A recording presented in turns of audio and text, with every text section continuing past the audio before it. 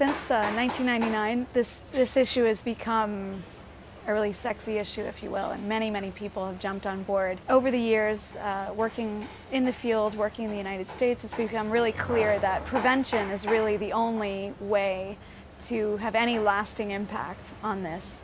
People know that that younger sister of the woman who just was trafficked to Japan will easily follow in her footsteps. Now it's about going back to those villages, strengthening the grassroots networks, and helping make sure that this is stopped before it happens. We decided to change our name because people would ask us, Project Hope International, so what is it that you do?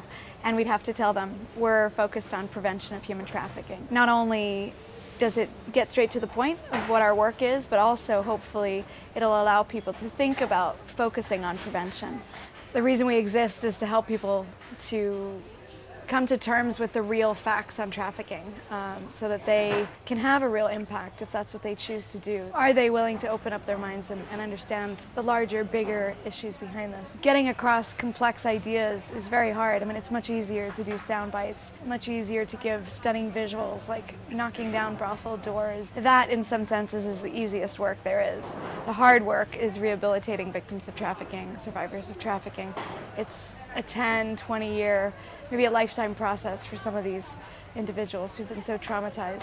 Everyone that we meet on our summer program, everyone that we work with, we've come together because we have a similar mission towards prevention. Most of us who work together on this have a very long-standing interest in this work. I was born in Bombay, the oldest of 5 children, and I lived in South and Southeast Asia all my life till I was 21. I'm absolutely in love with this part of the world and think that the work that people do at the grassroots level is just absolutely incredible, and anything that we can do to support their work will do. It's these people that I think know the most about what to do to work to stop human trafficking. Over 10 years, looking and really examining the work that's being done, not only in South and Southeast Asia, but also in the United States. It's almost like being bilingual in a different sense, in the global citizen sense. You know, being able to use the advantages of having a foot in both worlds to promote the work of important people who, without them,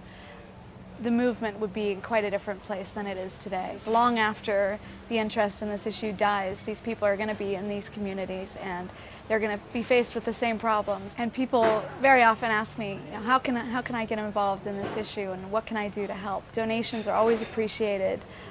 A lot of pro bono help is what keeps our organization going. We have pro bono legal advice, pro bono marketing, you name it, grant writing. We always have a laundry list of things that these organizations need. We invite you to contact us if you have time that you would like to give. We can point you in the right direction.